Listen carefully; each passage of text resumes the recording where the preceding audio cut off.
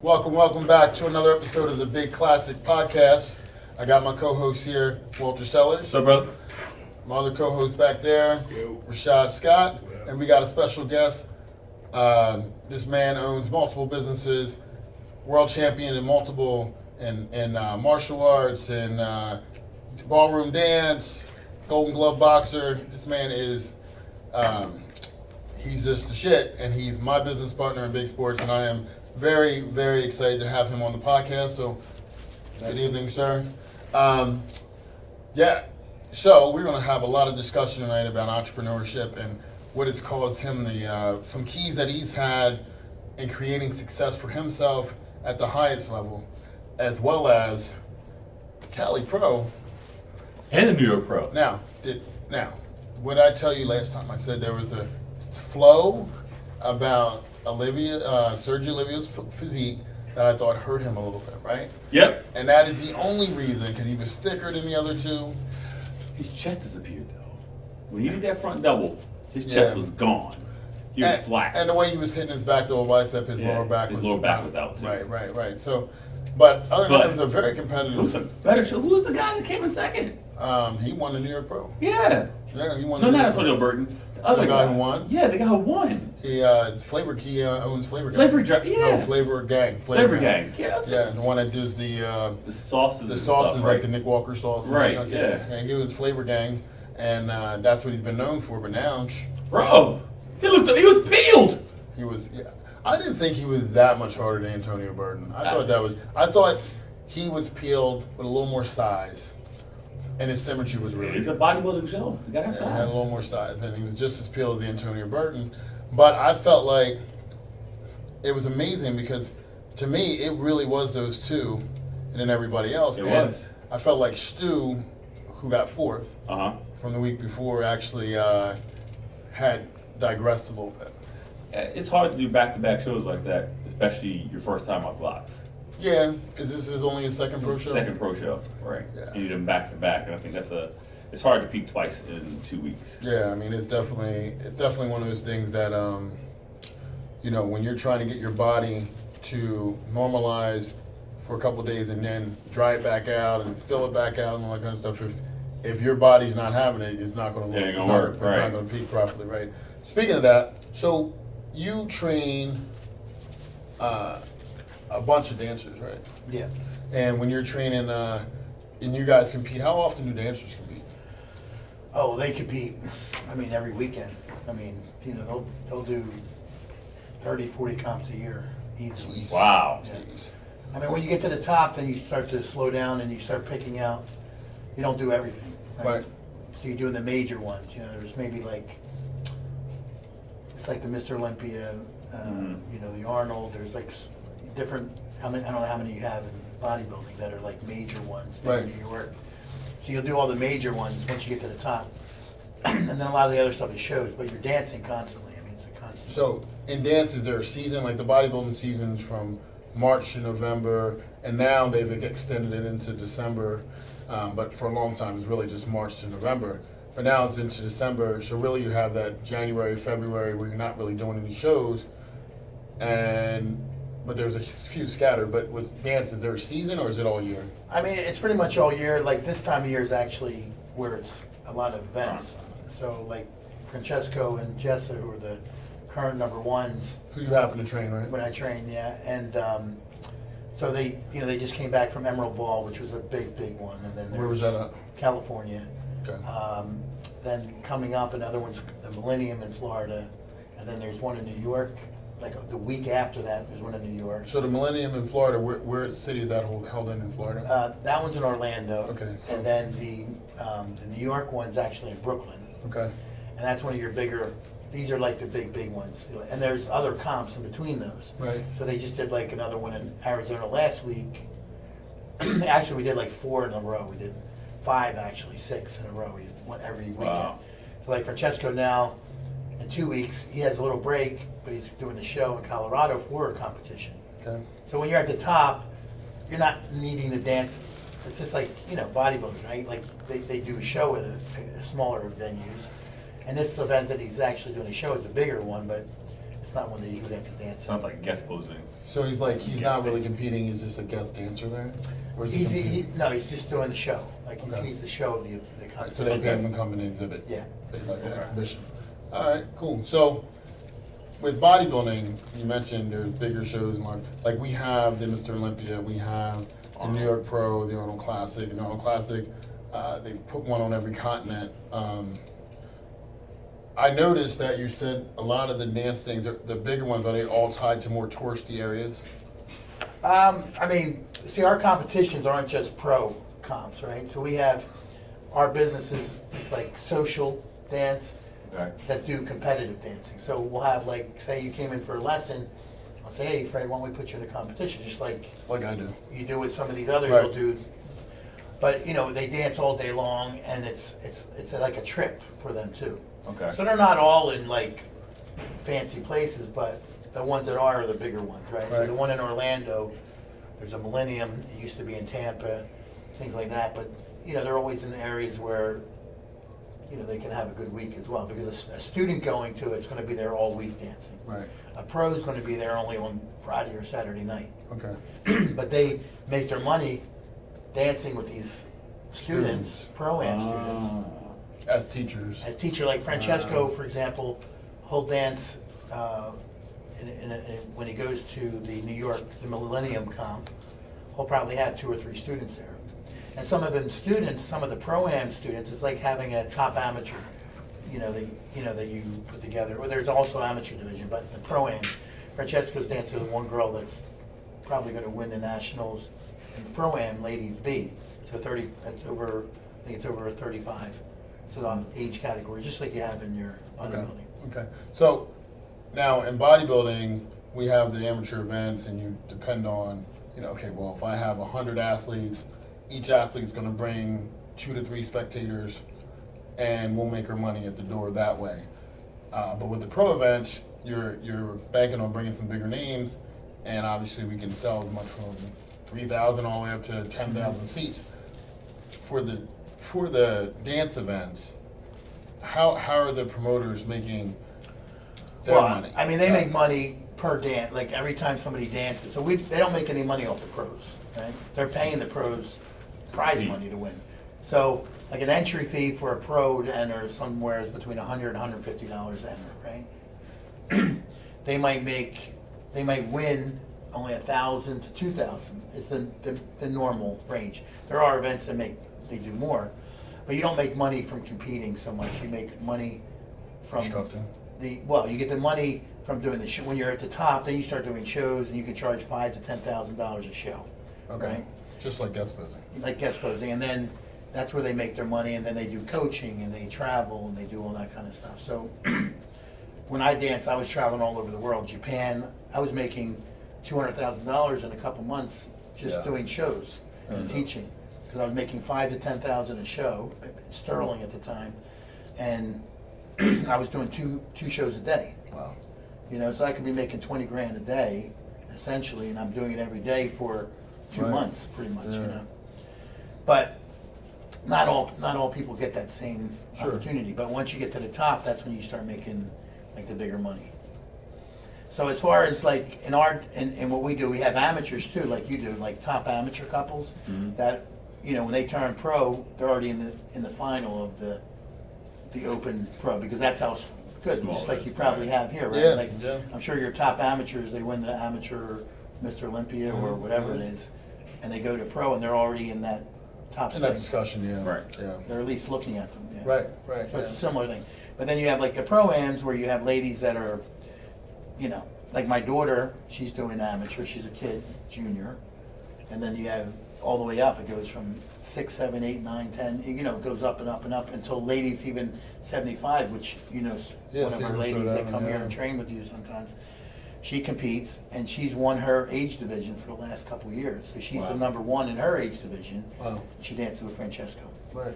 And she's been with me for like 25 years. So she's been there since she was 50. And now she's like 75, It's amazing. 75. That is amazing. So, if a person like 40 years old, 45 years old, and they said, could they turn pro getting to at that point? I mean, it's a little harder because, it's to get to that level, it's like anything, you know, I don't know if you heard of the balance, you ever heard the book Balance, and you need 10,000 hours. It's like the amount of hours you put into something gets you to that point. So you're just limited because you don't have as much, you know, you have to learn a lot at age 40 to compete in pro. Can it be done? Yeah, but where are you going to place? You're not going to be high, right? So it's like me, I could start saying I want to do bodybuilding, and maybe I can be masters something in the older division pro, but it's not going to be like the guys. Mr. Olympia, right? So But that's because as we reach a certain age, Father Time is going to, the muscles aren't going to look as fresh, not going to pop exactly the same, and it just, certain things don't respond quite the same. It's not because you couldn't build the muscle. Right. It's because your body will look a little bit aged, right? So when you're going against a young guy, it's going to show.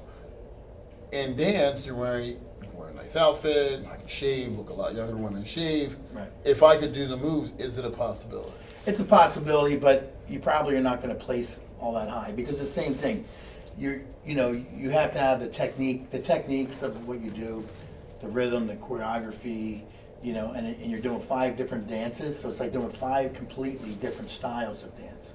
Okay. You know what I mean? So when we do, for example, we say foxtrot, it's smooth, but standard. So we say foxtrot, waltz, tango, Viennese waltz, quick step. They're all completely different techniques. Some things have similarities in posture and footwork, but in the Latin it's completely different. You go from cha-cha to jive. Jive and cha-cha are completely different. It's like your jitterbug, your lindy, that type of thing, and then cha-cha and then samba. It's like a Brazilian dance. It's a completely different technique. And then you have paso doble, which is like Spanish matador dance, and it has none of the same principles. The core movements are going to be, how you hold yourself. But to learn all those at 40, some of the top dancers, like at the very top, like Donnie Burns, who was one of my coaches, he was 14 times world champion. He stopped in his mid-40s. Gotcha. That's usually, you don't go that long, because it's a young man's sport, right? Like I stopped really early. I stopped at 28, which is too early. Right. Because you're hitting your Peak. peak at that. In your 30s is where you hit your peak in dance, essentially. Because you had all those years of practice and practice and practice, and so that's kind of how it goes. Now, with bodybuilding, I don't know. I mean, it's probably the same thing. It takes, how many years did it take you to get to where you are, your body, to be at the size? I turned pro late, but that was because of inconsistencies, right? And that's why I was wondering, because like right now, you see someone like Kamal O'Garney. Kamal won the 212 Olympia at 49 years old. Yeah. Not been done by anyone else, but it could be done. Yeah, I mean, but how many years? He was talking 20 years, right, that he did it. He started at 30, and he won it in 15 years it took him, right?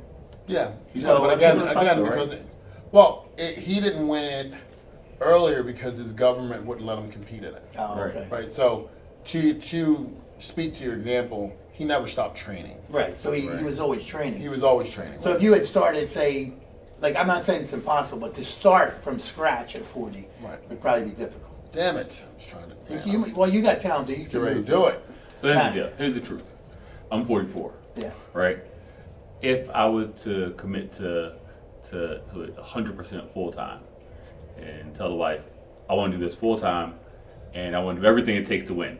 Right. I'm confident that I'd be very, very competitive. I don't know if I'd beat Chris Bumstead, but I feel like I'd be very competitive. You're talking about for bodybuilding. For bodybuilding, Right. yeah. If I was to take all Yeah, but you already have a base, right? Like if you were... Yeah, I've been training since I've been lifting weights since I was 13. So I mean, so it's not like you're not, so inexperienced. It's the same thing. If you get a ballet dancer or a jazz dancer, okay, it's sometimes it can be good or bad, right? Like we've had people have trained from ballet into Latin and ballroom, and it never really works because they can't break some of the habits that are opposite to it.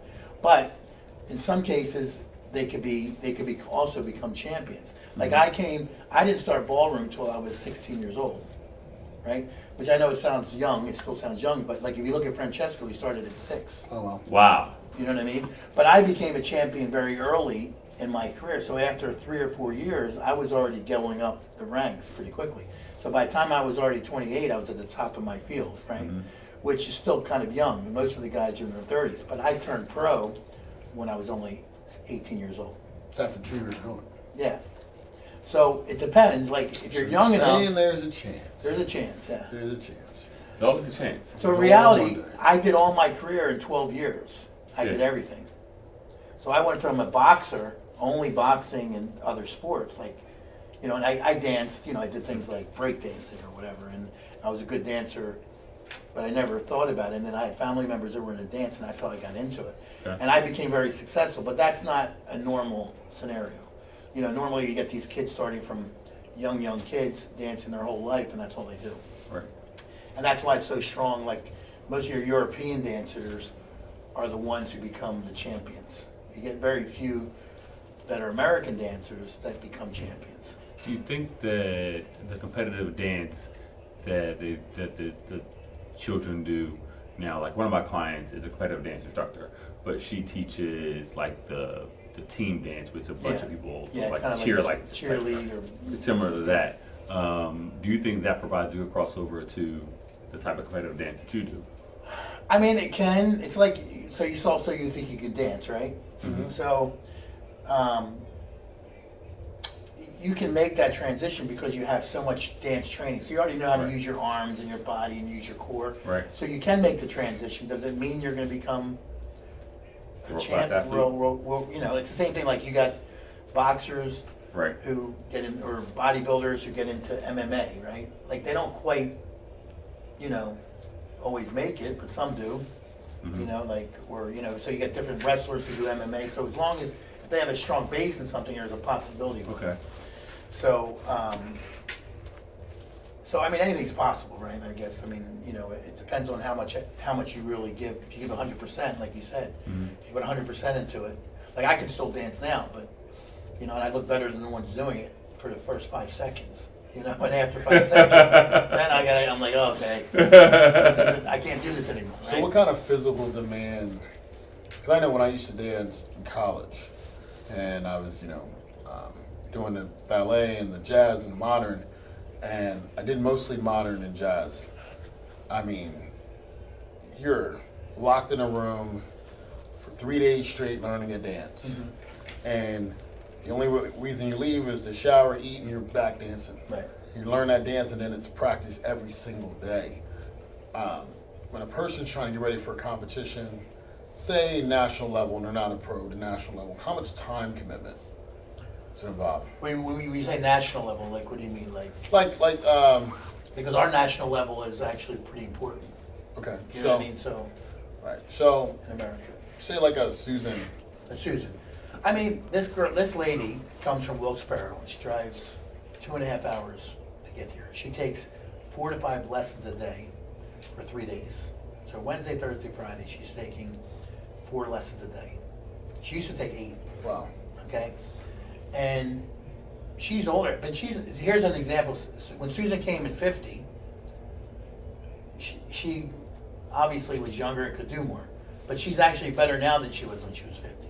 oh wow, You know what I mean? In the sense of your body starts to get used to the movements and it becomes easier. like muscle memory. Muscle memory, and so then, you know, it's like the things that I know now that I knew, if I knew when I was competing, I would have won when I was 16 years old. You know what I mean? It's Same thing, right? so yeah. your body gets used to certain things, and you understand the body more, and that's how you, like even you as a bodybuilder, right? When you train somebody, you've been through all of it, and you probably know more about, If I had the mental, yeah. Like if you knew what you knew when you yeah, started. the mental aspect, yeah, would be, He used his way till I young, would right? definitely shortcut my way to a lot of this stuff. Yeah, so that's what I mean. Yeah. So, you know, I stopped early, but then I started training really high level people. Right, right.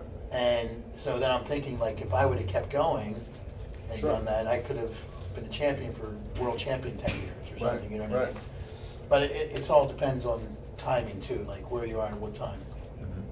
Now, did you compete in jiu-jitsu after ballroom dancing or before? No, I did it after, right? So I was a boxer. So I started out boxing as a kid, and then I got into dance because I thought, oh, it was cool, it was fun. And then I really got into it, and then there was things that happened in my life that I had to stop boxing, and then I moved to Italy, and I started really going seriously with it. With the dance. The dance. In Italy. Yeah. And then when I came back, so I stopped at 28.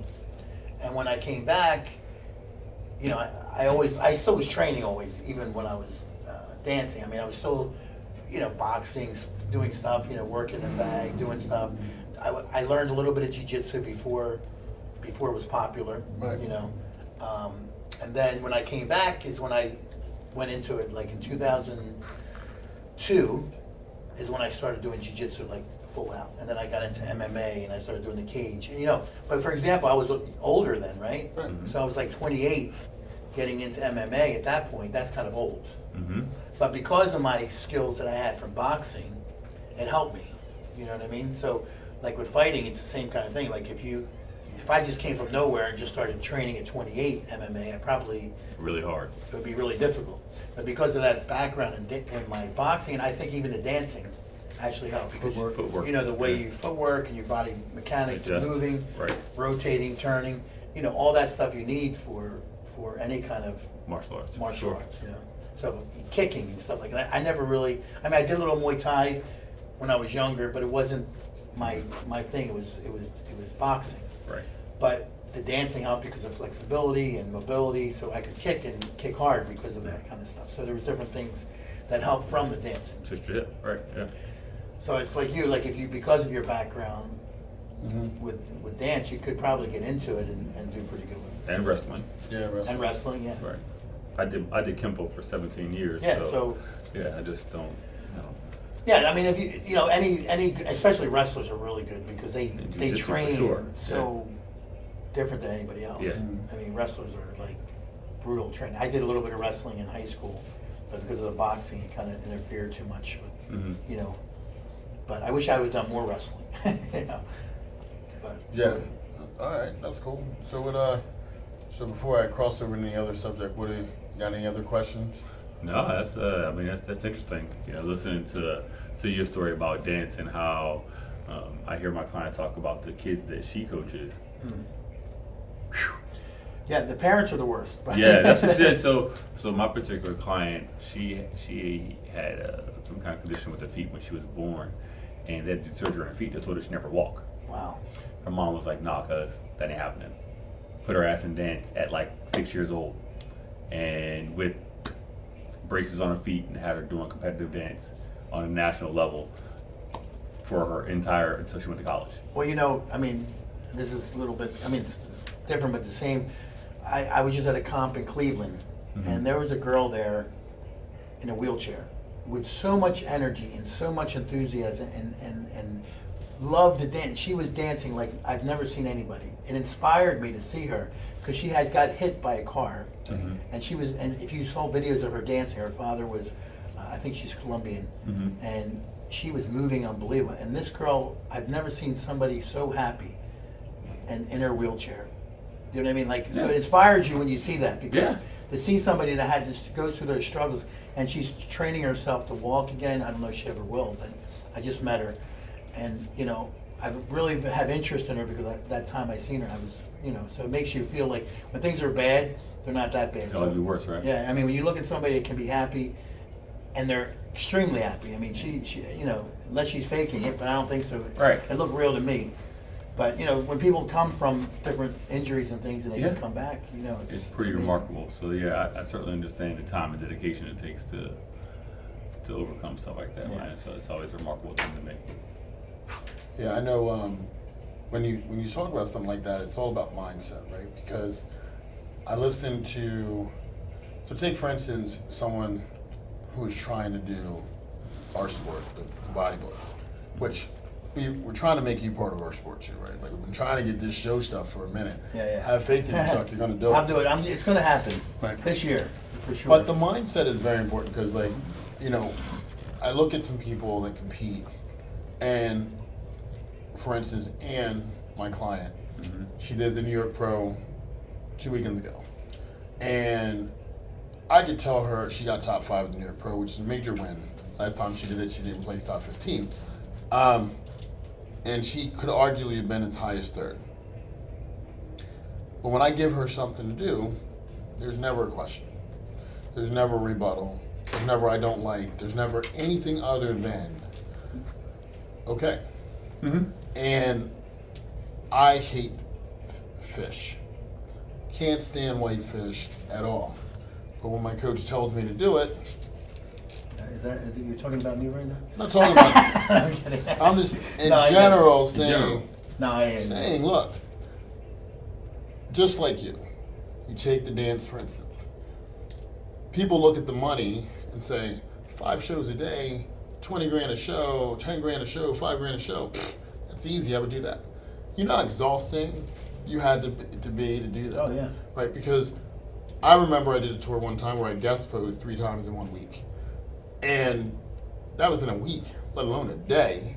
It was exhausting. And I was in a different country. You're trying to make arrangements to have your food. For you, it's a little different, but that's very important for the bodybuilder. Make sure you have time to get to all the gyms that you need to get to train. Make sure, you're meet and greeting with fans. You're barely sleeping. Like all these things to make sure that each show is, top notch, right? Because you want to put on your best performance. Because I don't know about you, when I was guest posing, I got nervous every time because I wanted to put on a great show every time. And it's a mindset. So that same mindset that took Ann to go, I'm not going to question anything, I'm just going to do, is the same mindset that translates into grinding and pushing yourself the extra mile when it comes to Facts. whether doing 5 shows a day, 3 guest posting a day, or competing 8 times in a year because you're determined to get on stage and do the Olympia. Yeah. Right? And not a whole lot of people have that will. It's true. But having a coach is really important in any sport, I think. Any sport. And if you have a coach that you really believe in, you'll get to where you want to go. Like Francesco, again, Francesco's been with me for about 7 years, and he listens to everything I've been telling him to do. And he doesn't question it. I mean, maybe here or there they question some things, but that's more of a... But they don't question to rebut it, they question to understand. Yeah, they understand it. Right. That's what I mean. Like, they're not saying, I can't do this because... And they've only had me as their coach. And so all these other people are doing all the coaching for politics, and that's a different part of it, right? Right. They've been doing, and they're winning. And they're winning easily. Like, not, when I say easily, like, by the judges, if there's 21 judges, Sure. 19 are giving them first out of Right. 21. Right. Sure. And with all the top couples there. And they've been dancing together as a couple less than 2 years. Yeah, which is remarkable to create that kind of chemistry. Exactly, yeah. So they did it pretty quickly. So when you have somebody that listens to you, eventually they're going to get there if they keep doing it. That's the It's when key. they give up, or they Change. or Yeah, they but- change, or it's not working yet. So let me switch my coach. Like, I've worked with people, and I'll go. I don't take a lot of people on unless they're committed to me, because I don't do it for the money necessarily, right? So the coaching, I do it because I enjoy it, and I have to like those people to do it, and I have to, and I give them 100%. I can't do that with people that are coming in and they're working with me and then working with somebody else, and then, you know what I mean? You can't. There's no way to give 100%. To do mine. Right. Yeah. Because they're listening. I'm thinking they're when they dance in front of me, they're going to try to do what I taught them. They're going to dance in front of another judge, and they're going to try to do what they're telling Sure, them. You know, I've seen it. I've seen I mean, it. that kind of goes along with the lines of what I always say, like, there are 1,000 ways to do this thing. I know my way because I know how to fix things that don't Exactly, work right. when it's my way, right?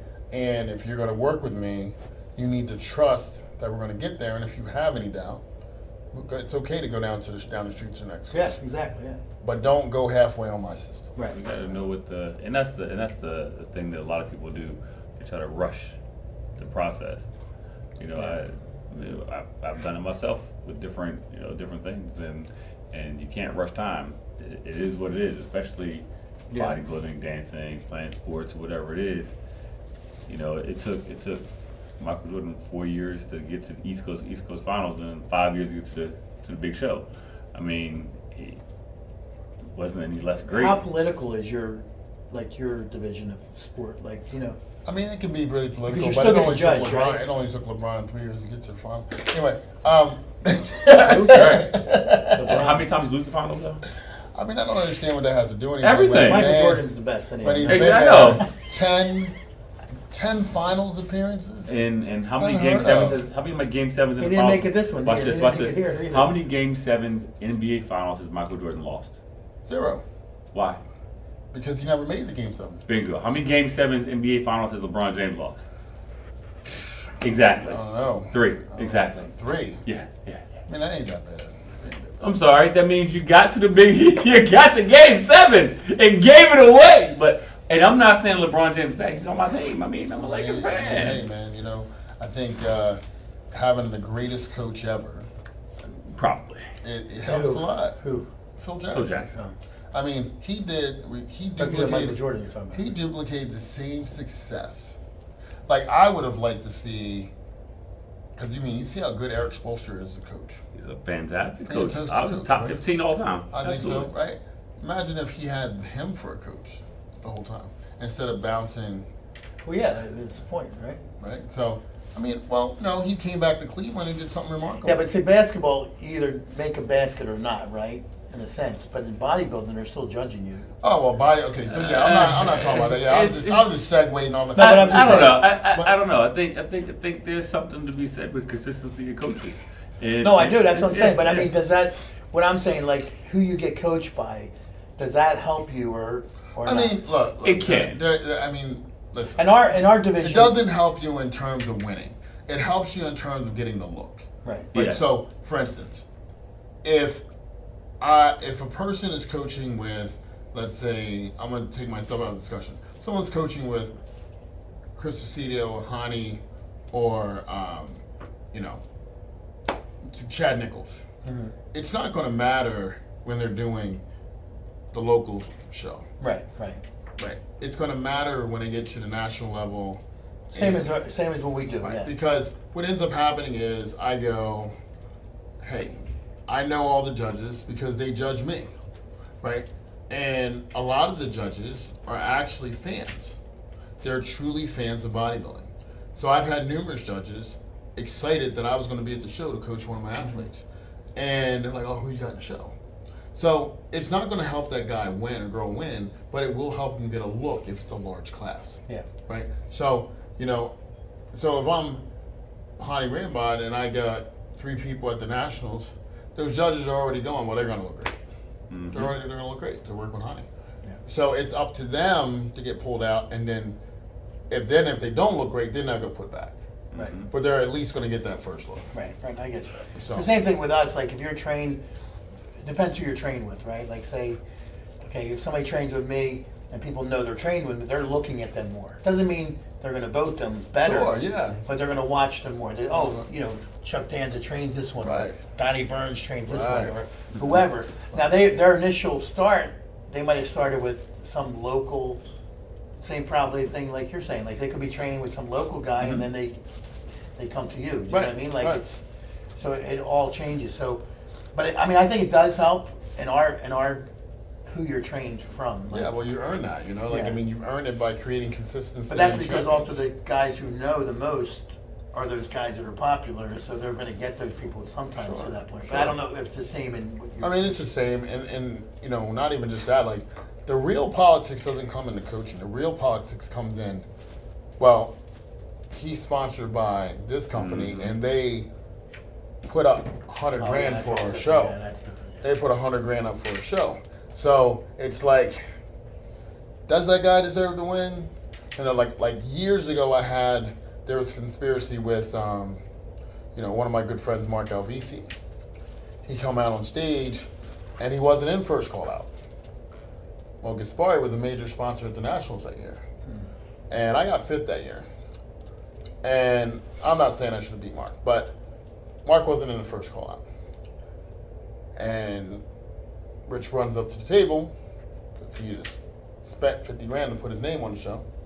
And next thing you know, everyone's back in line, and we're going to redo this call out. Mark's in the first call out. So, Well, I mean, yeah, I mean, but when somebody coaches, when trains with you, they're not training with 10 different coaches, right? No. So in my field, when you're at the top, it's very rare that you have one coach Really? Interesting. because of the politics. Because all the coaches are judges. So I'm judging the nationals. I'll be judging nationals and the worlds, And I'll be judging all these because of what I've done through my career. Mm-hmm. So most of your judges are judging these people. Now, you'll get people taking lessons with everybody. Doesn't necessarily help them, but they'll do it. But when you're at the very top, when you get to the top, the way you stay there is you have to kind of Rotate it. get some different input. But the way, if you're do it right as a coach, I say to you, Fred, I want you to work with so-and-so. I'm going to call them and have them work with you specifically on whatever. And that's the way you do it the right way. So a coach will then say, and what we do, okay, we want you to work with so-and-so. Right. So here's what we do in bodybuilding at that level. You know, you're 3 weeks out from your pro show. Let's go see what Steve thinks about you. Right. Right. Steve gives you advice. You text Steve the next week and say, hey, I did X, Y, and Z. And he's going to look at your picture. You look great. Now, obviously, subconsciously, he's not going to pick you because he helped you. Right. Subconsciously, he's going to look at you Right. because, you know, Bless you. they took that advice. Right. Wow, look at that. It's a favorable image. That's the same Right. thing, yeah. Mm-hmm. Similar. Gary Udick, national judge, runs multiple shows. Gary, can you take a look at my client? Tell me what they need to work on. Right? It can backfire. Yeah, I've had yeah. it backfire too. Because Yeah, that can happen too. that judge will say something and then you go and do it and it's not the best look for your client. But, because again, you're not guaranteed at the national level to get that judge on your panel. Right. Because it's random. Right? They don't tell anybody Sure. and they're switching out judges That they every do that with class. us too, yeah. They do. Yeah, so, but you take a chance that, okay, I'm going to get my client in front of 5 national judges. One of them should be on that panel because there's like 7 judges, right? So one of them should be on the panel that's judging them. And not for anything, you're getting it because you really want the feedback, but it's subjective. You feel good if I gave the advice and you actually followed it, Yeah. right? So you're going to usually reward that person. Well, yeah, like we have our nationals coming up in September, right? And they'll have 60 judges, right? So eventually it'll come out who's judging. Well, I'll get a million phone calls. Hey, can we get a lesson with you, right? Yeah. It's kind of a normal thing. And I usually, if I haven't worked with you, I'm like, well, we'll see, let me, whatever. But say I take somebody in, it does make me look at them next time Sure. at the event because they came in, they had a lesson with me. Personal connection. But it also can backfire them because they come in and I don't like what they're doing. Mm-hmm. I had a couple come into me years ago and they wanted lessons and and I wasn't marketing them good, so I knew why they were coming, right? They come in, I says, I don't mind teaching you guys, but if you really want to work with me, I have to change everything you're doing because I don't like anything that you do. Right. Doesn't mean I'm not going to Wow. mark you. What you're doing, if it's the best comparatively to what I like or dislike or who's out there, you still can win. But if you're coming to me just for a mark, you're wasting your time because I'd have to change everything. So, I'm not going to charge you for today's lesson, but I think you should stick to what you're doing because it's working for you. Right. You're in the final, you're placing high. There's nothing I can really do for you because I don't like anything that you do. Sure. Doesn't mean, it's It's a not hard pill to swallow for them, right? It's hard. No, but That's a hard pill to swallow. Woo! But what I mean by that, it's not. I don't particularly like the style that they're going for, or the technique they're using. Listen, it's So- similar to bodybuilding, Yeah, too, that's what I'm right? saying, yeah. You can So- be in the middle of the whole show, and all of a sudden, in the show, oh, you're third. How is that possible? Mm-hmm. And then you kind of find out, oh, this guy lost his kid, and he's coached by the owner of the organization, and blah blah blah blah blah. And Yeah, it's the same kind of yeah. thing. But so I always, when I take somebody, I tell them straight. If you want me to work with you, I got to change everything you're doing because it's all wrong for me. Wow. So it depends. But I don't know how similar that kind of stuff is. Yeah, I mean, it's, I think more or less like at the local level, you deal with more pettiness. Right. I was telling somebody the other day, I went from, coaching someone at Junior USA to coaching somebody at New York Pro to coach somebody at the Lehigh this past weekend. And you go, the level of randomness and everyone, all the coaches are there with their clients, and it's a tear down. Mhm. So you have a lot of coaches that are like, you do this, do this, do this, and and they're like sporadic. And it's very like you had one guy, his guy's about to win, he's just in the middle of the aisle like, ah.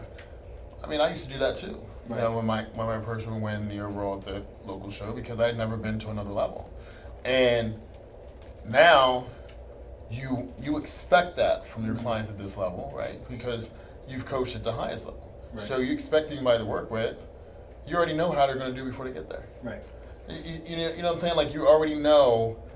All right, well, you look like this. I already know how you're going to do. Well, let me ask you this: if say, for example, the current Olympian champion, how difficult is it to beat them? Is it? Very. Very. Yeah. Right, So once you're champion, it's difficult, right? Yeah, like as long as they're like, as long as they don't do anything to hurt themselves, they show up. But the are they same- always the best one in that event? No, I mean, No. there's like, I mean, have it been times where, okay, say Arnold Schwarzenegger should have lost? yes, in 1980, he should have definitely lost to Mike Mentzer. Yeah. But he was the face of the organization, and he was Right. really driving the sport at that I time. mean, that happens in our division as sure. well. Like, it's so How can hard it to not? beat the champion. I think it's I mean, Is Very there ever a good. time where they beat them, like outside a Well, different event, or? so I'll give you a perfect Kai Green. example. beat Phil. I think Kai Green beat Phil twice at the Olympia. And 2012, I think he beat him. 2014, I believe he beat him. But I think that's what it is. But the thing is, there was still a level of maybe you go the other way. So there just can't be any doubt. Yeah. Now, Blayton was 2001 when Ronnie beat Jay. Blatantly, everybody in the world had Ronnie losing to Jay. But, because Ronnie looked terrible for prejudging. Here's the thing. Why did he look terrible? He cramped up real bad, had to drink a gallon of water before prejudging. Okay? So he wasn't nearly as dry as he normally is. He comes back to night show, they tighten up everything dramatically, Dominated. and look way better than Jay at night. So, if you're the judging panel, you're like, Ronnie's the better bodybuilder. Yeah. So, even It though- happens. Like, you can have, I mean, we could trip and fall. If you're the world champion, nobody's going to judge you down for falling. Right, yeah, But I, exactly. like last year, Francesco, the current champions last year were dominating. They were beating everybody. Francesco and Jessa beat them the first time in Boston. Wasn't a huge comp, but because they were the only top couple there and they were there, people were comparing them closer, and they beat them there. And after that comp, they decided to announce their retirement. They're going to retire. They're doing the last Worlds and the last Nationals. Now that's poor taste, in my opinion, to announce it. You announce at the event, but because of that, Francesco and Jessa didn't win the Worlds and the Nationals. Right. Because then people gave them that. I'm not saying they're a bad couple, but I get it. they were. It was time for them Politics, to retire. The right, yeah. politics. So there's the politics. Yeah. So they got to the Worlds, and it was 9-8 in judges. There was 17 judges, and it was split between them, and they lost from one mark, Francesco, in the Worlds. Sure. If that letter had not been written, and they had announced it, they would have definitely won it. So I don't know if something like that happens. Is I mean, something- I've seen in my like did Ronnie Coleman say this is going to be his last? no, but Or did people like, know, or you know? on a smaller, I did Chicago Pro, and they had a Masters division, right? And so me and Tricky Jackson are up against each other, and no way in the world he should have beat me. But he announced it was going to be his final competition ever, and everybody's like they're doing a big farewell thing for him, all this stuff going into the show, and he got first, I got second. I'm like, for real? Like, I remember getting in trouble. Like, I looked at the judges for real. They're like, come on, this is his last one. Yes, that to me, that's what I don't like. I don't like anything where, first of all, if you're going to retire, you retire after the event's over, and then you announce it. But if people know already and they inform the Push a judges, soft spot. Sort of. Dexter Jackson did retirement, and everybody knew it was going to be his last Yeah. Olympia, period, full stop, and he still came Well- in 15th. No, I got it like eighth. But Eighth. the point is, that's a little different though because Dexter had hit the pinnacle again in 2015 by taking second at the Olympia. And then he came back in 2016. He was like, I'm winning this thing. And damn sure did. And Phil came back and put that to rest real quick. Yep. Real quick. So then at that point, Dexter was still, he went for a 8th Arnold Classic title. And won, didn't he? And won it. And that was, and then from that point forward, he started sliding seconds and thirds. So you kind of knew the writing was on the wall. And he announced that, I got my supplement company coming out, blah, blah, blah. So, the writing was on the wall, and he was very transparent about it because he wasn't the same bodybuilder. He came out, he was still shredded, but his chest was completely flat. He wasn't able to get, so, I mean, that situation was, we were just happy to see him up there. Healthy. Yeah. Healthy. I mean, if you're already dropping places, it's hard. Yeah. Once you drop, it's over. You know what I Yeah. mean? Like, you start losing or getting, after you, like Well. for example, this couple that, the national world champions at the time, Mm-hmm. they've been champions, but they got beat first time from anybody. Wow. In this, I think, 5 or 6 years champion. That was their time. People now are looking and saying, okay, this is the next champion. Right. Okay. So you can see it, but because they had been currently the champions Right. and only lost one, it still was okay. But if you've been a while, if they had started losing, few. there was this we call a smooth division. There was a champion for many, many years, never got beaten. He finally got beat at one comp, then it just followed. And he never retired. He kept doing it and doing it and doing it. So by the time now he's second, now he's going to start to drop down to third. Mm-hmm. So, now it's time, then he's going to have to retire because now at that point it's time. I think what happens is, as a judge, though, you start comparing that person to themselves. So it's not even necessarily what's on stage with them anymore. And I'm sure it's the same in dance. Like, you're looking at him compared to what you remember that person being. Exactly. Mm-hmm. Right. And now when they're no longer that version of themselves, it's like it's almost like you're discounting what you are seeing. Right. Right? Because you're always, like, I remember I came into the league and I was top 5 immediately.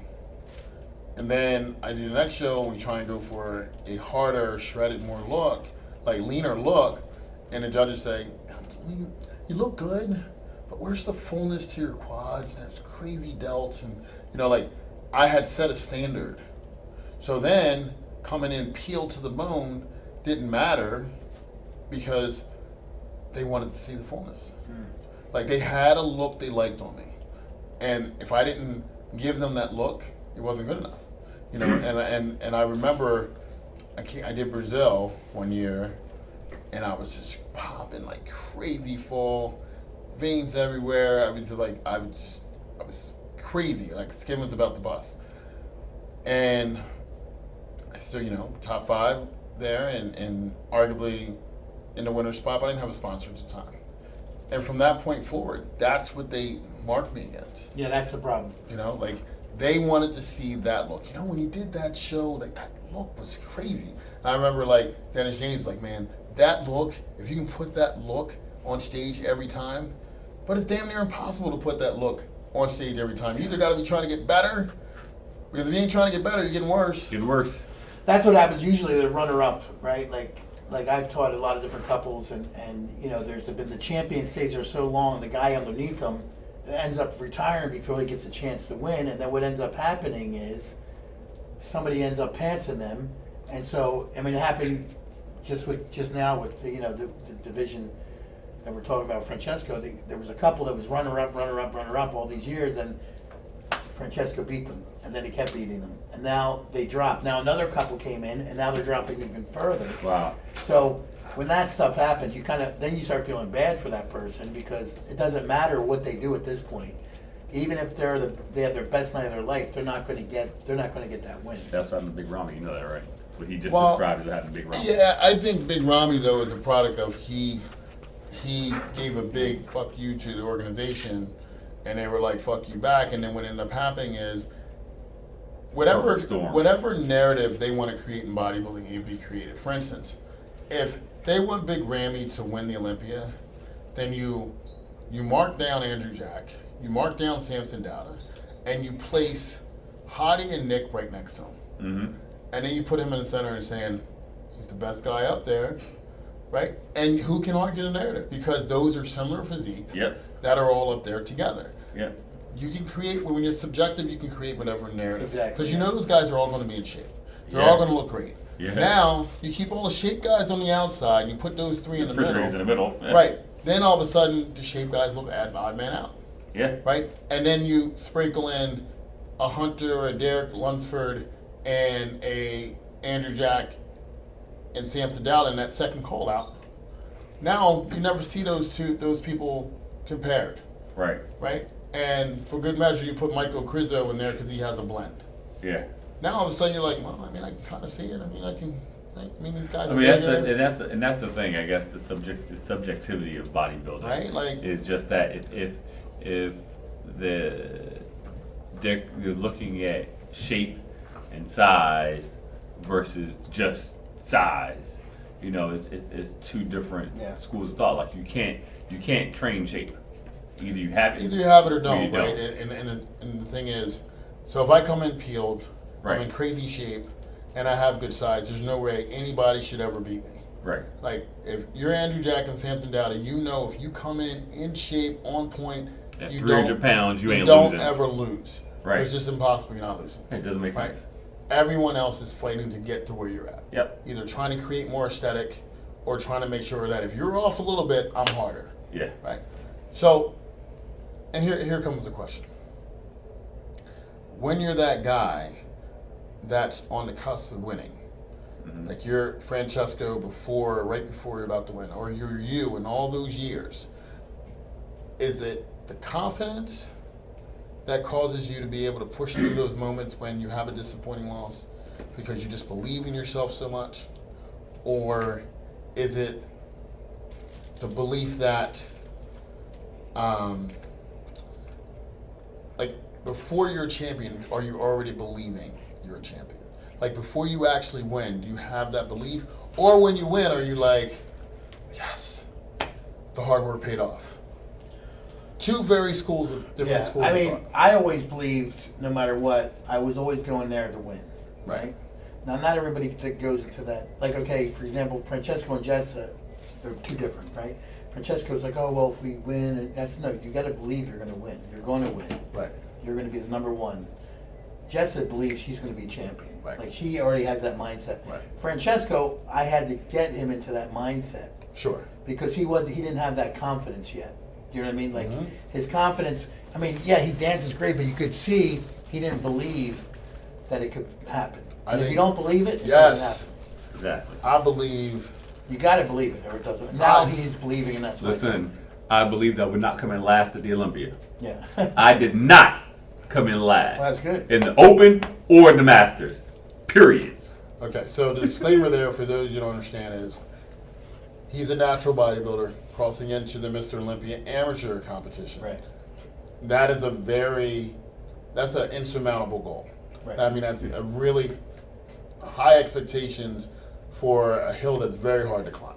Yeah. And we were able to place in that second tier call out. So that was a big win for us because a natural bodybuilder doing that in that level of competition is huge. Yes. So, and that's why it's a big deal.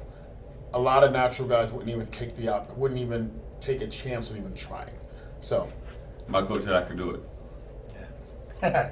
See, I gotta get that. Like, normally, I'm very, when I put myself to something, I say I'm going to do this, I'm going to win, because I'm very, Sure. goal oriented and everything, right? So, like, for me to do the bodybuilding to where I needed to be, I have to really get my mindset. well, you right. got to figure out why it means anything to you. Yeah. I mean, your life is very good. You're blessed. You have a beautiful daughter. You've set yourself in a way that you're thriving. Even when you're bad, you're still thriving. So what's the need to get uncomfortable? And that's what you got to figure out because for me, I was like, I'm not doing another show. I could care less about doing another show. But the Masters Olympia is a title. I'm like, I can win that. I can win that. My daughter wants to see me compete again. I can get behind training for that again. And now I'm having fun with it. I mean, like, shit, Chris took in, for those you don't know, I coach with Chris Aceto, and he took and dropped my carbs drastically 8 days ago, I think. And I forgot what this felt like because he just went from, and the thing about Chris, for those you don't know, you don't get a macro list. You don't know how much you're eating. He just tells you 8 ounces this, 1 cup of that. So you got to do those calculations. For me, that's a good thing because I don't calculate anything. I just, whatever it tells me, that's what I'm doing. But today I was sitting there thinking, like, God, why am I so tired? Well, my ass is still 250 something pounds and I'm only doing 126 grams of carbs. Dummy, I shouldn't have calculated, right? Because once I calculated, I'm like, that makes sucked in. Now I know why I'm tired, right? But it's one of those things where I was just sitting there and I don't think about it. Just eat what's on the paper. I don't think about it. But once I started thinking about it, I'm like, damn, that's why I'm tired. And it's so mental. Yeah, it is. Yeah. Bodybuilding is watching NBA finals, watching basketball, and watching baseball, and all that. Bodybuilding is so much more what's between your ears than anything else. Like you could watch a basketball player take over a game, like a no-name last night. I don't say no-name. I mean he's From Miami. From Miami, kid. Got 5 threes. You're right, get paid. Had the best game of his entire career in a closeout game. Right. Can't do It was a difference maker, right? And you can't have one day like that in bodybuilding. Right. It's got to be Every every fucking day. Every day. Like when you're in the zone, and I'm willing to bet even for dancing the same thing because your partner can't make up for your fuck up. No. You have to, and so either you ate the food or you didn't. Either you trained or you didn't. We can go in and lift and do it haphazardly, or you can go and go lift. Like when my friends say, "Hey Walter, are you going to go work out?" I don't work out though. I train.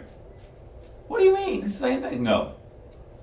When I lift, I'm lifting, and if I'm not walking slow, dragging ass on the way out, I need to turn around and do it all over again. Yeah. And that type of intensity is what it takes. And I'd be willing to bet that that's the same thing that makes business people like yourself, successful. That the unwillingness to just accept enough. Yeah, right? I think that's a Segue. great segue. You said it right there. Great segue. But I think, and then I'm going to get to that because I know where you're pushing with that, but this is my first prep in a few years, and it's like on Memorial Day, when you're not prepping, you do what everybody else is doing. Cook out, have a good time, eat whatever. Kids are like, what are we doing today, Dad? I don't know. Let's find a park. Let's do something, whatever. But I'm like, wait a minute. All right, well, I got to train. I do cardio. Got to make sure my meals are prepped. Then I can go to the social event, And so this past weekend, I have all these people come over to the house because I'm thinking we can have a cookout. No problem. I get up that morning, wait, shit, I don't want these people at my house. I gotta go to the... It's too late now. Too late, I'm committed to it. You pot committed. I'm at the gym, and I'm like trying to start to rush through my workout, and I'm like, no, you got friends that are traveling to Romania. You're putting your family through this. Slow it down, make the training session count. That's it. And, I'm on my way home, and I get this call from my cousin, Fred, we're at your house, where are you? I'm like, I'm coming. Janine's like, what are we getting for food? I'm like, not sure yet, I'm coming, right? And it's because the training and my prep had to come first. And that's the part that you forget about, that selfish part of saying, what's best for me, and then what's best for everybody else. As opposed to normally, you'd be like, family, kids, make sure they have a good day, and you have a good day with them, right? So it was like the first reality check of being back in prep. I was like, shit, damn, and they're out there. I got, they had shrimp and steak and chicken and all this stuff they were eating, potato salad, pasta salad, all this stuff. Sitting out there with my chicken and salad, like, all right, enjoy. I'm having my Diet Coke right here, So it was I'm locked in right now, so it wasn't like I was going like, oh man, what was Right. me? But it was just a reality check, like, oh shit, okay. You move differently when you have a purpose. You move differently when you have that intent. And I think when you own a business, for it to be successful, it's kind of like the same thing, right? It has to consume you. Right? Yeah, I mean, it can consume you to the, to the point that everything else gets left behind, and so you got to be careful, right? Obviously with that, because then if you're successful but you don't have anything else, that can be a problem. But I mean, it's the person who puts that extra time in. It's like, we're talking about the best basketball player ever, which is Michael Jordan. Right? Michael Jordan. LeBron James, right? But he used to put in that extra. What was he do after every practice? He would sit there and he had to throw 1,000 free throws. whatever it was, or 3-pointers. He had to make so many, or whatever. But that changes where you are. Like, so even an entrepreneur, it's what extra they're going to do to get to that point they want to be to, right? So, I'm always trying to learn more about different ways to either make more money or to become my family to have wealth when I'm done. You know what I mean? So there's these kind of things that I think about all the time. So Sure. But at the same time, I'm also want to enjoy it. So That's right. So if you don't enjoy, see the the point. best thing you could tell somebody to do is when you get a bunch of money, don't tell them just put it in the bank. Go buy Lamborghini. Now, why I say that is because you know how it feels to have something like that, and you're going to keep trying to make that money back. Bingo. So if you just put your money back in the bank all the time and think about it, sitting there and growing. I'm not saying you shouldn't do. I mean, you need to have Investments, right? investments, but if you know what it feels like to have the best things in life, there's no way I want to go back to not having those. So that's what keeps me motivated to keep making money and keep learning more and doing that. So is knowing that I know what it feels like to drive, fancy cars and have big houses and have nice watches and all that. And if that was all of a sudden I was going to say, okay, I'm not going to do that anymore, then I probably wouldn't be as motivated to make the money. Yeah. Yeah. Facts. Right. I think I had the perfect segue into something, and I just lost it. It's okay. I feel you. So, like for me, I've been broke. I've also had a lot of money, and now I'm in a place where nothing's gonna stop me from what I want now. I have a very, very clear vision on what I want. $3,000 a day, 6 days a week, in sales, in my store, every day. Period. Full stop. Yeah. And it's how do you manage the process to ensure that shit happens every single day, right? Because $3,000 is a $1 million business, Yeah. right? And once you can do that consistently for 18 months, I can sell that and get a second one or third one or fourth one, whatever it is, until it's a franchise. The idea to make any business work, right, is to not just have the plan, to have the end and know how you're going to get there. Knowing full well that it's never your plan's ever perfect, right? I think General MacArthur said a good plan executed violently and effectively is better than a perfect plan executed 2 weeks too late. Right? Ready, fire, aim versus ready, aim, and fire makes a big difference when it comes to business. Sometimes you gotta take a chance. Yeah, that's what I was going to say. So it sounds, there's two schools of thought. It's a school of, do you think of an abundance, right, of having, and for me, like if I want something, I have a certain amount that I invest all the time, but if I want something, it's what I love about having my business is, okay, how many people need to come through the door? How many people need to do I need to purchase this for me? What is the number every day we need to make in order to hit this goal? That's right. And having that mindset of abundance as opposed to like conserving. That's right. You save what you're going to save and you make room for that, but always striving to create more.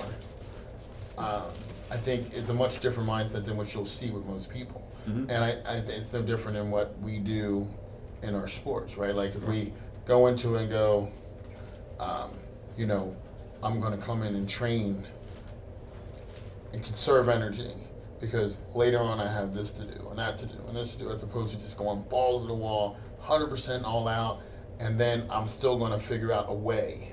I'm still going to figure out a way to get it done, right? As opposed to, well, if I do this and I do this, because you hear that with your clients, right? Well, I didn't do that because I got this weekend, and if I do a cheat meal today, then I won't be able to do this weekend, and blah, blah, blah, as opposed to just do what's on the plan, do it the best you can every single day, and you figure it out as you go. That's it. Yeah. Well, I probably like the same thing. Like when you know what it felt like to have that body that you had. Like I know what it used to be for me. One of the reasons I want to do it because I'm used to being always in great shape. So one of the reasons for my goal to do the bodybuilding stuff, you know, is they feel like I felt before when I was in great shape. Well, think about how you felt last year. Yeah. He's like, man, I'm going to these competitions and people are like, what are you doing? What's going on? Like, damn, you know, like, are you modeling? Are you doing this? Are you doing that? You know, because you're looking so much more fit and muscular than everybody else in the room. Right. Instantly, you're respected. It's a fact. Instantly. It's like... It's a feeling, though, you get. That feeling, I think, too. I mean, that just gives you more energy to keep doing it. Right? Absolutely. I remember I walked into a gym, and if I forget what NFL player was there, but he played for the Colts from this area, from the tri-state area. And he comes over to me and he goes, "You got to be somebody." And I said, "Me?" He's like, and I wasn't even training for nothing. He's like, "You got to be somebody. The way you carry yourself and the way you hold yourself, you got to be somebody." And I just had to come over here and meet you. And I feel like you were there that day too. Like it was when we had the massage, they had the guest massages there. Yes, remember that? Yeah. Like, and they had that NFL player, and he comes over. He's like, "I said I had to meet you," and I'm like, "Damn." And you know, like I know I sell myself short too often from what I could be doing, but that ability to know you can get in the best shape of your life at any moment. That's right. Is so empowering. Yes, it is. So empowering, and especially because it's like no one can fucking give it to you. That's it. Nobody can give it to you. You have to earn it. It's like that is an Amazon empowering Prime feeling. can't come with a new body. Yeah, Amazon Prime. Yeah, like I was at somebody's house the other day, and they ordered something on Amazon 3 hours before, and it was there. Yeah. In 3 hours. Like, how do you compete with that? I think anything, if, like with business, with bodybuilding, with any kind of sport, dance, you have to put yourself on a certain schedule. Because for me, at least for me, if I don't put myself, this is the times I go, like when I was doing jiu-jitsu and all this kind of stuff, I went every day this time. Yep. I didn't change it. And if I didn't do it, there was something wrong. It was wrong. Yeah. Like today, I wanted to get in the gym, and then I had some problems at my studio, so that I couldn't make it. And then I had to go, you know, I had to interview a guy, so I couldn't make it early. Then I was going to try to get here at 8 o'clock, and I had to teach till 8:30 because I don't have teachers, so I had to end up teaching somebody, and I thought I was done at 7. So these are the problems that I run into, and they're not excuses because I can still make time, but I just have to be disciplined enough to say, this is my times I put in the morning, and nothing interferes with it. And that's what you do when you're body. Like you said, you came here on Memorial Day, and you did your thing. It didn't matter what was going on, you did it. And to do anything sport-wise, that's discipline you have to have. Yeah. So even when you're not feeling good, you go in and you still do it, right? Even in business, though, Chuck. I That think, means the same thing, yeah. I think that you know, even back in time when I was in the car business, that was what made me different than every other general manager in the game. You know, outside the fact I was young and black, everybody was old and white.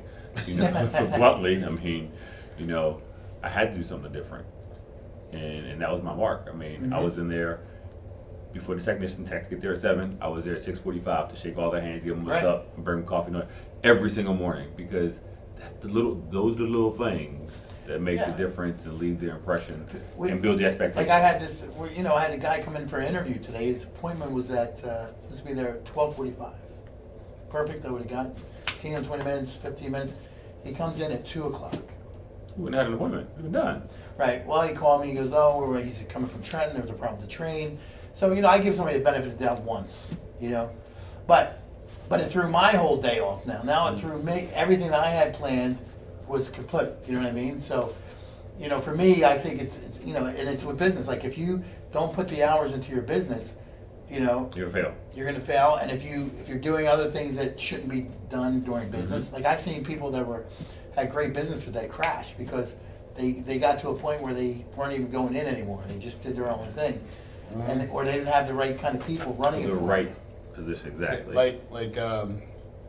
I had this talk on my trainers day. We have a meeting every other Tuesday. I had this talk on my trainers day, and I said, you have to be religious about looking at your schedule and manning your book.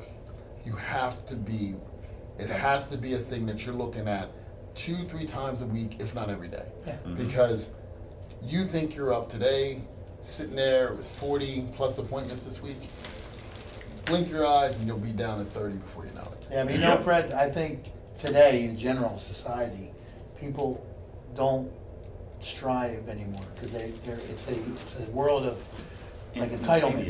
That's Entitlement. right. Well, that People feel entitled. I'm telling you. I mean, I had a girl come in one time and she goes, "I can give you 65%." Well, And I go, what do you mean you can give me 65%? What do you mean by that? Well, I can give you, you know, my effort 65%. She thought that was like a great, like, of course I didn't hire her. right. Well, that's How do you think? she read that book where they say if you can get 60% productivity out of the people that work for you, you're doing great. So she's like, I can give you 65%. so here's the thing.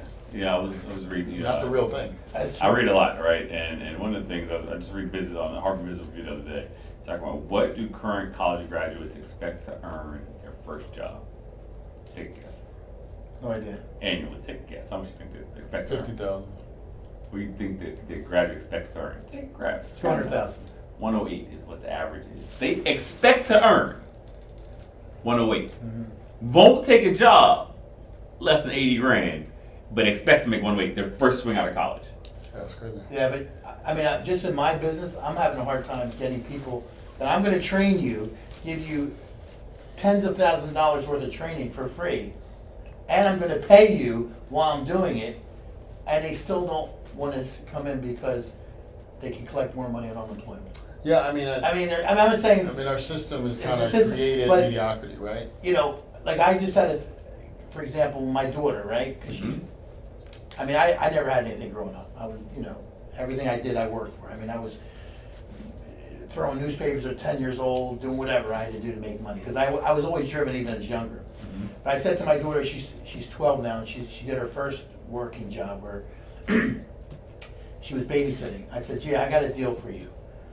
Every dollar you make, I want you to take half that money, and we're going to put it into the bank, and we're going to invest it in something. The other money, you can spend it any way you want. And if you do that, I'm gonna put money in there. I'll match it back in there.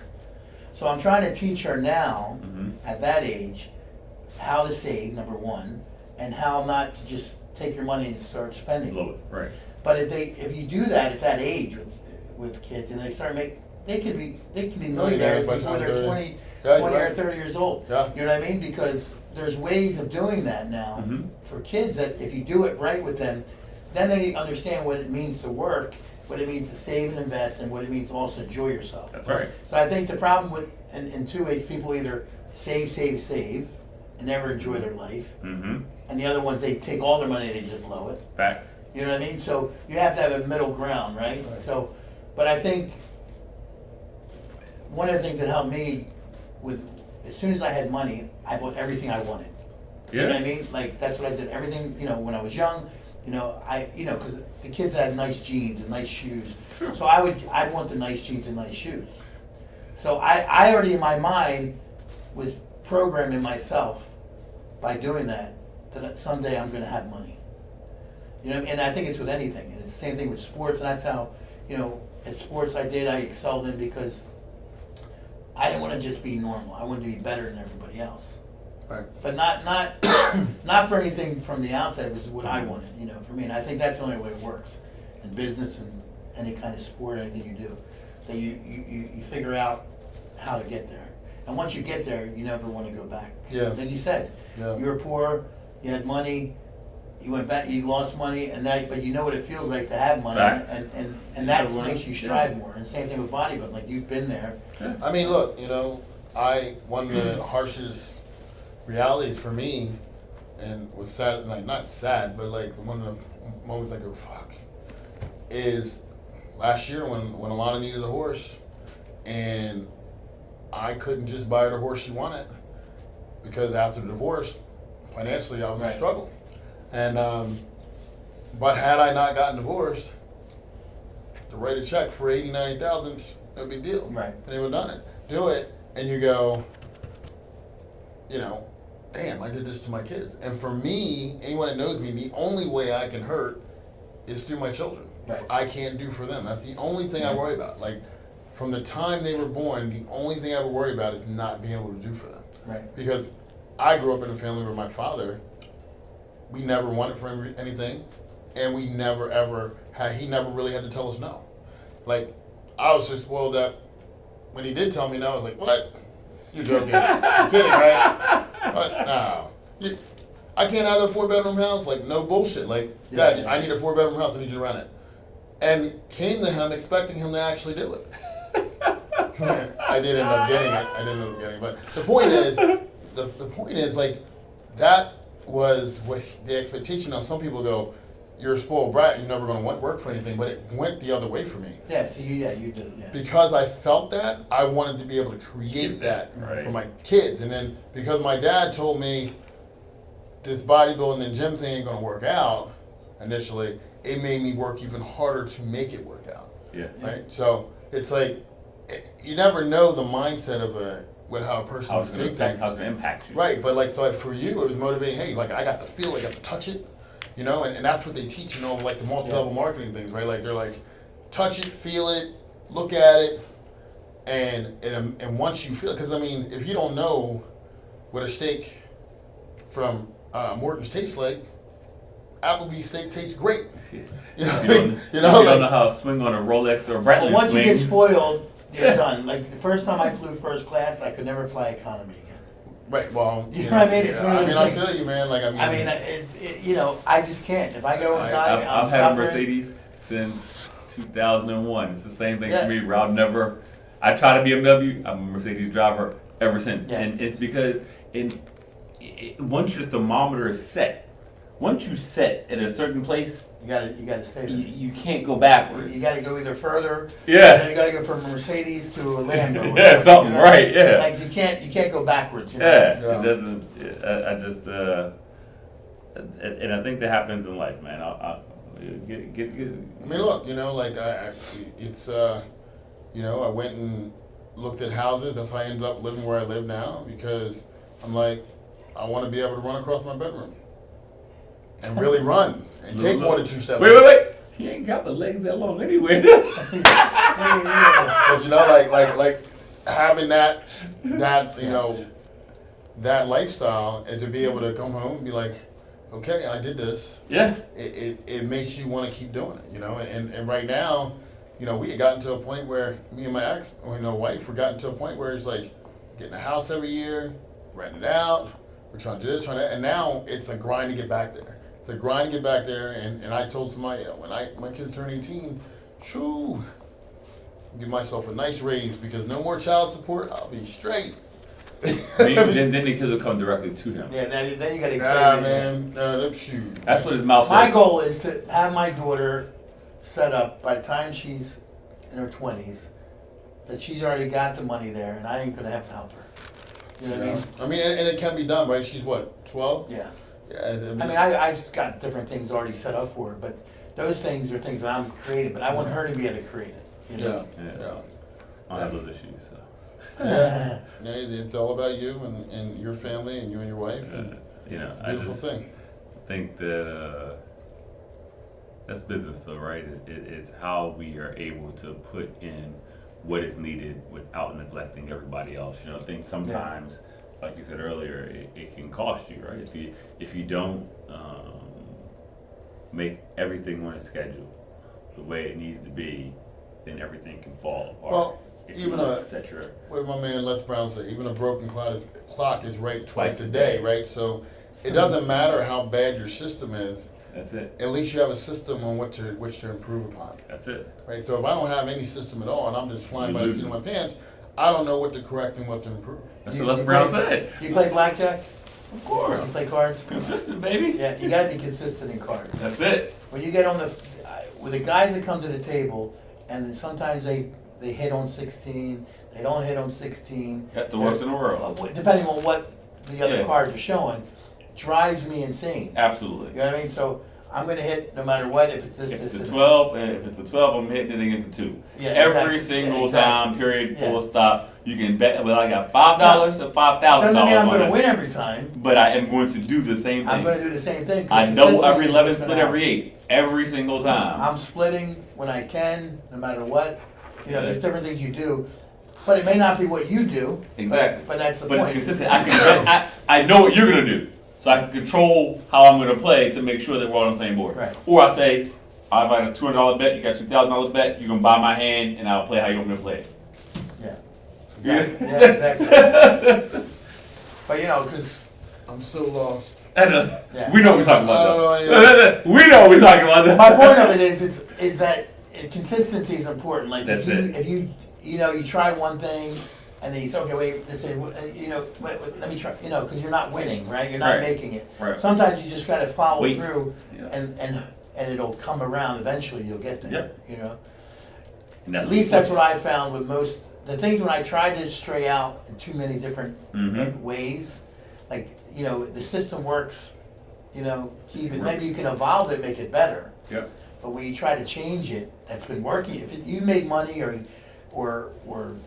We can thank Roy Kroc for that. You know who Roy Kroc was? McDonald's. That's right. He set the franchise rule. right, He's the one that said, you follow the process, you'll be a millionaire. Every fast food restaurant runs the same exact way as McDonald's. exactly, right. It's the same. Hey, you ain't got to reinvent it.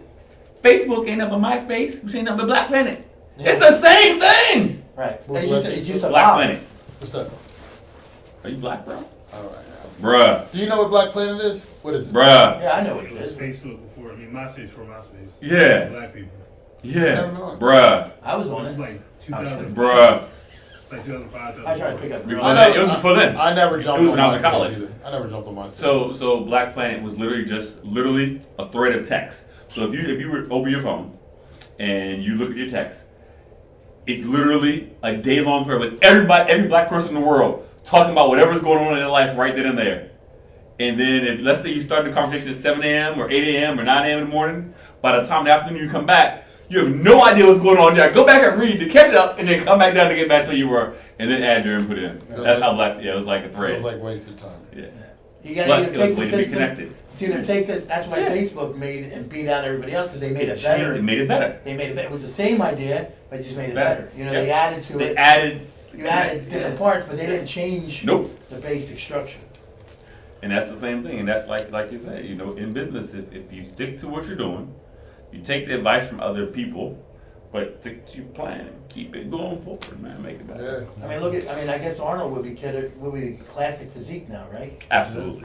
So, I mean, look how much bodybuilding has evolved, right? As far as like how much bigger and Well, everybody vascular, would stronger, have, and everyone would have classic physique up until what, 82 or 81. Yeah, I mean, even Lee Haney would be Yeah. just touching Right, over bodybuilding right now. the you first know? real mass boxer was Dorian Yates. Yeah, because you figure Lee Haney's 5'11", and he was competing about 235, 240. Yeah, like right way down. Yeah, And that I'm 5'7", competing at 240. So yeah, it's crazy, right? yeah. Mass monsters. Like, Dorian you Yates. look at all those old bodybuilders. Who was the German They look guy? great, but they're small in Serge comparison. Newberry, No, not the black guy. The white German guy. It was huge. Gunter. Yes, him, bro. He was a monster. Then he won like the tournament champions some shit at night. He The night show, right? beat Ronnie Coleman Ronnie in Coleman. 2002 In the tournament champions, and right? created a monster in Ronnie Coleman because And- when he lost, Ronnie Coleman was like, "What? Are you serious?" Because I almost feel like had he not lost to him, he wouldn't have went on the reign. He was going to lose the Olympia Yeah. because it just set a fire under him. And he, And when he came back, and he was 250 something on stage Bruh. in 2002. And everyone was like, he shouldn't have beat. So you got 2001 Ronnie, which everyone was like, shouldn't have beat Jay Cutler. At 2002, where everybody was like, well, Kevin Lerone, if he had better legs, would have beat him. 2003, he came back. 2003, Closed the door. 2004, 2005, no one questioned closed anything. the door. He closed Closed the the door. door to everybody, So I think when he came out, no one had ever seen a body like that. And what did Jay Cutler say? Everybody's lining up for who's second. Yes. What he did in 2003, no one ever seen before.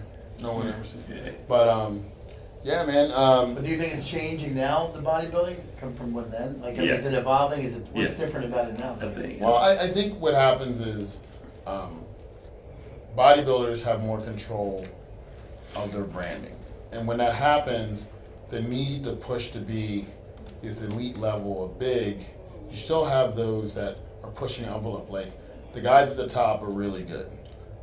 But are they as freaky as those guys in the 90s or early 2000s? As a whole, I think the competition's better, but I think those few top guys are maybe not quite as good. But here's what people mistake about the times. Right now, there's not the mystique behind seeing Mr. Olympia because you don't see him just once a year. You can go on his Instagram page and see him every day. Right, exactly. Back then, the only time you saw Ronnie Coleman is on a DVD that was edited and filmed perfectly, or on Flex Magazine when they gave you the shots they wanted you to see. Right, exactly right. So now you got YouTube, and he can be in the gym and film Ronnie Coleman across the gym, or Derek Lunsford, or Hottie, or whatever, Nick whoever's Walker, champion, or Nick Fred Walker. Smalls. Right, Yeah. film them across the gym, and then put that film up and go, why does he look like this or whatever? Because they did it to Kai. Kai had a in between poses, and they put this disgusting picture of him where you see him breathing out and breathing in, but they didn't show it breathing back in, they just showed it breathing out. Why are guts and bodybuilding like this, right? And it was just some random dude that did it. It wasn't like a magazine. Right, It was right, a random right, dude. right. So I think from the standpoint of the anonymous, or the what's the word? Not being able to have access to a person on a daily basis versus being able to see them all the time kind of takes that mystique away. But it makes it changes other parts of the business too, right? Well, it makes it business. Well, that's the negative. But the Yeah. positive of it is, Walter doesn't have to be Mr. Olympia to make $1 million with it. All he has to do is create a brand that makes you want to tune in every day. Right. Like, Rashad can go over there, and it doesn't matter whether he's won no titles or 10 titles. If they like his personality and resonate with his journey, they're going to be fans. Right. Facts. So now it doesn't matter if Flex Magazine likes him or not. Doesn't matter if Mustard Development. Like, I remember when I was coming up, looking at Mustard Development, like, why are you not signing me to a contract? And then once I did get a contract with Premier Sports, I meet their social media team. We're like, why are you worried about getting a contract with Mustard Development? You can talk to every publication right now. I think, just find something you love, and if you really love it, you'll make money with it. I think I made a lot of money in the dance business because I loved it, and that's where I began my wealth, was through that. So if you love something, go full force with it, and you'll make money from it. So don't do it for money. Do it because you're truly passionate about it, And you'll make money. and you'll make money because you'll never work a day in your life. Right. Yeah, cool. Anything you want to add? I co-sign. Cool. He goes on. I co-sign. So, just so you guys know, I am running for Visionary of the Year. The campaign, we have until June 10th to get as many donations as we want. And what does that mean? Leukemia Lymphoma Society does a lot of good for people that are suffering or been diagnosed with leukemia or lymphoma. And they look for cures, but what really piqued my interest about this organization is my sister is now 10 years in remission from having lymphoma. And seeing what she went through when she was diagnosed, and seeing her struggle, we were fortunate enough to have the means to be able to help support her. But if we didn't, she would have had to make a decision. Am I going to pay my bills? Am I going to eat? Or am I going to pay for my medication? If we didn't have those means, she may have been faced with a circumstance where she was too sick to go to work and continue her job. If she didn't have the support, how would she actually get to the treatments? All of these things that we didn't think about at the time, but as we're hearing stories people actually go through this on a daily basis. When they're diagnosed consistently, depending on their financial circumstance. And two of the things that determine whether you're going to survive your diagnosis is zip code and race. So under advocacy, I'm running to raise money for those that can't. And, whether it's the co-pays are too high, LLS comes in there, they petition legislation to put caps on co-pays. LLS will go in and provide transportation to people that can't get to the treatments because they're over 2 hours away, because in the underprivileged areas, those hospitals don't always carry the medication these people need. LLS will go in and provide financial assistance so people can get food, so they can pay some of their bills, so they can keep their lights on, keep their hot water on as they're going through these treatments. So a lot of things that we take for granted, LLS is going in and making sure that these people have so that they can survive the diagnosis by just simply getting the treatment. Not talking about anything extra. We're talking about what's necessary to be able to survive the diagnosis by just being able to get to a hospital, to get to the treatment, to be able to work or be able to live if they're not able to work. So please support the campaign. Any donation, I get nothing from it. I'm really doing this just because I've seen what my sister went through. It's a blessing that she survived. And if I can help even one person survive this that wouldn't have been able without my help, it's going to be worth it. So please click the link below, donate what you can, and remember, it could be you, it could be someone you love. So definitely, if you're able to spare anything, please do. And thank you for tuning in to another episode of the Big Classic Podcast. Thank you to Chuck. Thank you to Rashad. Thank you to Walter. We appreciate you, and I look forward to seeing you next week.